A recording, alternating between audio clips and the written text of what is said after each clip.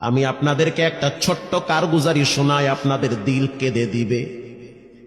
2016 সালের ঘটনা। তখন ঢাকায় মোহাম্মদপুর আমি খতমে তারাবির জন্য 2 জন হাফেজ নিয়োগ দেওয়া হবে কেন্দ্রীয় মসজিদে। অনেক হাফেজে কোরআনরা সিরিয়াল ধরেছে তারাবি পড়াবে। কার মনে না চায় এত বড় এক মসজিদে আমি যদি চান্স পাইতাম তো আমার কপালটা খুলে যেত। শুক্রবার দিন সবাই দরখাস্ত রাখলো, ইন্টারভিউ শুরু হয়ে গেল। পরের জুমায় অসংখ্য ছাত্রদেরকে দেখছি খতমে তারাবির জন্য ইন্টারভিউ সিরিয়াল দিয়েছে। ইন্টারভিউ বোর্ডের ভিতরে আমি ছিলাম। কয়েকজন হাফেজকে আমরা সিলেকশন করছি যে এদেরকে নেওয়া হবে। এদের তেলাওয়াত সুন্দর, পড়াও বড় মজার। আমরা কাগজগুলো এক জায়গায় জমা করছি। পরের জুমায় আমরা ঘোষণা দিয়ে দিব কোন মায়ের সন্তান চান্স পাবে। পরের জুমায় যখন জুমার নামাজের পর 3টার দিকে যখন আমরা বসে বসে ফলাফলগুলা দেখতেছি যে কাকে কত নাম্বার দেওয়া হয়েছে, দরওয়াজা লাগায় দিছি, জানলা লাগায় দিছি, এসি ছেড়ে দেওয়া হয়েছে, সব লাগানো, বাহির থেকে কিছুই দেখা যায় না। ইন দি মিন টাইমে মসজিদের বারান্দার দরওয়াজায় কে যেন নক করতেছে। খাদেম সাহেব আস্তে করে জালনা খুইলা উকি মাইরা দেখতেছে যে 2টা ছোট বাচ্চা বাহিরে দাঁড়িয়ে আছে, একেবারে অল্প বয়স। খাদেম প্রশ্ন করলো, তোমরা কারা, কেন আসছো? বলে, আমরা 2 জন আসছি খতমে তারাবির ইন্টারভিউ দেওয়ার জন্য। খাদেম সাহেব একবার পায়ের দিকে তাকায়, আবার জামার দিকে তাকায়, কারণ কথার সাথে বাহ্যিক সুরত মিলে না। অন্য অন্য ছাত্রদেরকে দেখছি কত উন্নত পোশাক পরে, গেটআপ কত সুন্দর করে ইন্টারভিউ দেওয়ার জন্য আসছে। আর এই 2 জনের দিকে তাকায় দেখলাম মনে হয় রাস্তায় ভিক্ষা করতে করতে আইছে। মানায় না, একেবারে গরিব। খাদেম বলল, ইন্টারভিউর ম্যাচ শেষ, চলে যাও বাড়িতে, নেওয়া হবে না। যাদের ব্যাপারে পরীক্ষা নেওয়া হয়েছে তাদের ব্যাপারে ঘোষণা দেওয়া হবে। বাচ্চা 2টা নাসরবান্দা বলতে আছে, আমাদের তো টাকা নাই যে আমরা ভাড়া দিয়ে এখানে আসব। বাবায় বড় কষ্ট করে 2-4টা টাকা জমা কইরা পকেটে দিয়া পাঠায় দিছে, এজন্য আসতে দেরি হয়েছে। খাদেমের বড় মায়া লাগছে, কারণ খাদেমও গরিবের সন্তান। ভিতরে গিয়া মুয়াজ্জিম সাহেবের বলতে আছে, ও ভাই, বাহিরে 2টা বাচ্চা দাঁড়ায় আছে, ওরা নাকি হাফেজে কোরআন, কিন্তু দেখলে তো মানায় না। মুয়াজ্জিম সাহেব ধমক দিয়া বলতে আছে, কোনো সুযোগ নাই, তাড়ায় দাও। খাদেম গিয়া ইমামের কানে কানে বলতে আছে, হুজুর, বাহিরে 2টা বাচ্চা দাঁড়িয়ে আছে, চেহারার ভিতরে এত মায়া, কিন্তু বাহ্যিক সুরত মিলে না, ওরা নাকি কোরআনের হাফেজ। পাশেই তো রহমানিয়ার মুহাদ্দিস সাহেব বসা আছে, তিনি বলতে আছে, কি ব্যাপার, ফিস ফিস করে আপনি কি বলতেছেন? বলে, হুজুর, বাহিরে 2টা বাচ্চা দাঁড়িয়ে আছে, তারা খতমে তারাবির ইন্টারভিউ দিতে চায়। মুহাদ্দিস সাহেব বলল, কোনো কথা নাই, আল্লাহর ঘরের দরওয়াজা খুলে দাও, এখানে কোনো পার্সিয়ালিটি চলবে না। আল্লাহর ঘরের দরওয়াজা সবার জন্য খুলে দেওয়া হবে, আসতে দাও, ভিতরে বসতে দাও। যদিও ওদেরকে দেখতে মানায় না, বংশগত তেমন মর্যাদা নাই, ভিতরে আল্লাহর কোরআন থাকার কারণে আমাদের উপরে ওয়াজিব হয়ে গেছে তাদেরকে সম্মান করা। কোন দিক থেকে মানায় না, কিন্তু ভিতরে আল্লাহর কোরআন আছে, এজন্য তাদের মর্যাদা অনেক বেশি।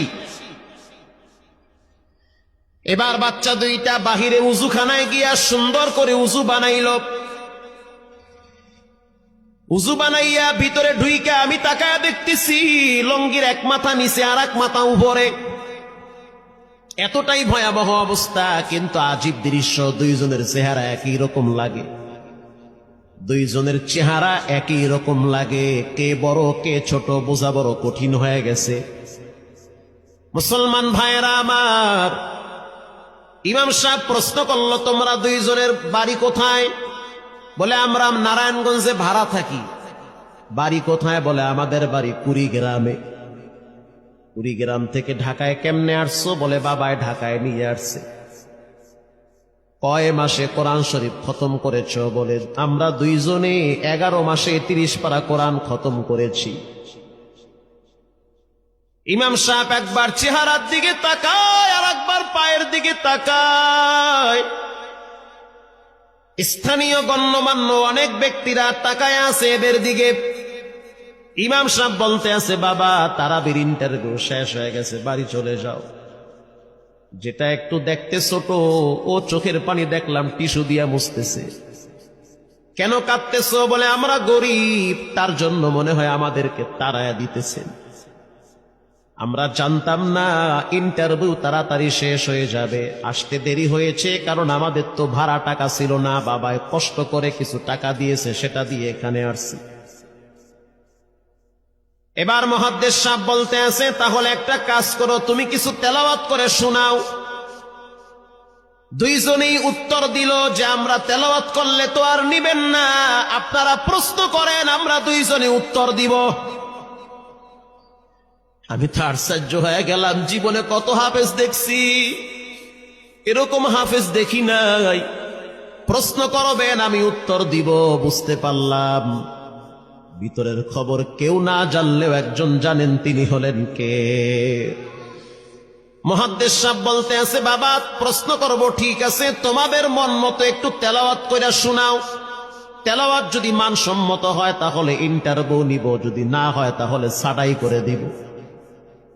এবার ছোট যেটা সেটা তেলাওয়াত শুরু করলো সূরা তাহা থেকে।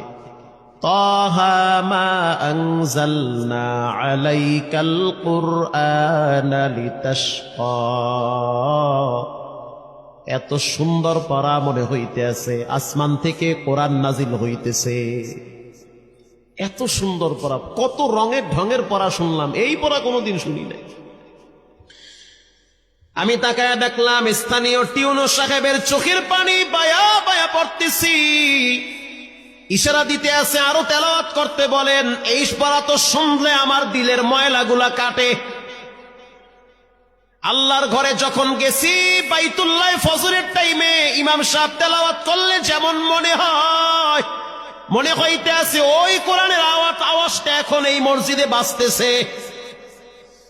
ছোট বাচ্চাটা তেলাওয়াত করলো, বড় সন্তানটাও তেলাওয়াত করলো। এবার যারা হাফেজ সাহেব ছিল তারা প্রশ্ন শুরু করলো। যেখান থেকে প্রশ্ন করে পৃষ্ঠা ঠেকায়া দেয়, একটা জায়গায়ও আটকাইতে পারে না। এমনকি বাচ্চা দুইটা এটাও বলেছে, যদি আপনাদের যদি ধৈর্য থাকে তো আমরা দুইজনে পুরা 30 পারা এখানে এক দাঁড়ানে পড়ায়া দিব। আশা করি একটাও বাঁচবে না। এত সুন্দর পড়াশোনার পরে মোতাল্লি সাহেব বলল, সব বাদ, আমার কাছে এই দুইজনই পছন্দ হয়েছে। এই দুইজন রে মোতাল্লি সাহেব দাঁড়াইতে পারে না, হুইল চেয়ারে বসে থাকে, কাছে ডাইকা বুকের সাথে জড়ায়া ধরছে আর বলতে আছে, আল্লাহ এমন একটা সন্তান যদি আমার থাকতো জীবনটা ধন্য হয়ে যেত। আমার মৃত্যুর পরে একটু হইল তেরা কোরআন তেলাওয়াত করতে পারত। নিয়োগ হয়ে গেল, তারাবি শুরু হয়ে গেছে। মোহাম্মদপুর থানায় গিয়ে খবর নিয়ে দেখেন অনেক পুলিশরা এই বাচ্চার পিছনে দাঁড়ায় দাঁড়ায় নামাজ পড়ে চোখের পানি ছেড়ে কেঁদেছে। শুধু তাই নয়, অনেক হিন্দু মহিলারা পর্যন্ত রাস্তায় হাঁটার সময় তেলাওয়াতের আওয়াজে দাঁড়ায় দাঁড়ায় কোরআন শ্রবণ করেছে। শুধু তাই নয়, অনেক বড় বড় ডাকাত, মাস্তান, সন্ত্রাস, কিশোর গ্যাংয়েরা পর্যন্ত দাঁড়ায় দাঁড়ায় কোরআনের আওয়াজ শুনেছে। 17ই রমজান তেছে বদর দিবস, হাজার হাজার মুসল্লি দাঁড়িয়ে আছি। ইমাম সাহেব জানে না যে এরা দুইজনে আপন মায়ের পেটের ভাই হয়, এটা ইমামের জানা নাই। দুইজনে তারাবি চলতে আছে, চমৎকার পড়া, পিছনে শত শত মাওলানা মুফতি দাঁড়ায় থাকে। মনে হইতেছে তেলাওয়াতের আওয়াজে আর এক জগতে হারিয়ে যায়, এত সুন্দর পড়া। তারাবি শেষ হয়ে গেল, মুসাফা শুরু হয়ে গেল। বাচ্চা দুইটারে কেউ বুকের সাথে জড়ায়, কেউ কপালে চুমা দেয়, বলে আল্লাহর কোরআনকে চুমা দেই। হাজার হাজার মানুষ যখন আস্তে আস্তে নামাজ শেষ করে চলে গেল, একেবারে মসজিদের পিছনে বারান্দার পরে আরো একটা বারান্দা থাকে, ওই বারান্দায় এক লোক বসে বসে গামছা দিয়া চোখের পানি মুছতেছে। কিছুক্ষণ পরে লোকটা দেওয়ালের সাথে কপালটা ঠেকায় দিয়া একেবারে অস্থির হয়ে গেল, মনে হচ্ছে তার ভিতরে কাঁপুনি শুরু হয়ে গেছে। কিছু মুসল্লি গিয়া প্রশ্ন করলো, কি হয়েছে আপনার? বলে আমার কিছুই হয় নাই। টাকা লাগবে? বলে না, টাকা লাগবে না। তাহলে আপনি কেন এখানে কাঁদতেছেন? বলে আমি এমনি কাঁদতেছি, এটা কষ্টের কান্না না, এটা খুশির কান্না।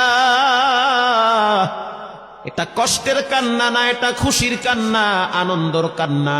আল বুকা মিনাল ফারাহ। অতি সুখে মানুষ কখনো কখনো কেঁদে দেয়, চোখের পানি ছেড়ে দেয়। ইমাম সাহেব বলল, পিছনে কে? লোকটা তাকে সামনে নিয়ে আসে। এবার লোকটাকে যখন কিছু দূর সামনে আনা হইল, ওই বাচ্চা দুইটা মসজিদের ভিতর থেকে দৌড় মাইরা গিয়া বলতে আছে, এই লোকটা আমার আব্বা, ইনি আমার আব্বা হয়। ধমক দিবেন না, রাগ করবেন না। আমার আব্বা ঢাকা শহরে রিক্সা চালায়, রিক্সা চালায় চালায় আমাদের দুইটা ভাইরে কোরআনের হাফেজ বানাইছে। ইমাম সাহেব ধমক দিয়া বলতে আছে, আপনি কেন দেরি করলেন? আগে কেন আসলেন না? রিক্সাওয়ালা বলতে আছে, আমি যদি আগে আসতাম আর যদি পরিচয় দিতাম আমি রিক্সাওয়ালা, হয়তো আমার বাচ্চা দুইটারে মানুষ খোটা দিবে যে রিক্সাওয়ালার পোলা। এজন্য আমি আসি নাই। দূর থেকে নামাজে কোরআন তেলাওয়াত শুইনা আবার আস্তে করে দূরে চলে যাই। মাঝে মাঝে বাচ্চা দুইটার সাথে দূর থেকে আইসা দেখা করি। এটাই হলো কোরআনের বরকত। পরে শুনতে পারলাম এই বাচ্চা দুইটার মাও নাকি গাড়ি অ্যাক্সিডেন্টে মারা গেছে। লাশ পড়ে আছে সেই কুড়িগ্রামে। একটা ছেলের নাম জুবায়ের আর একটার নাম হলো তালহা।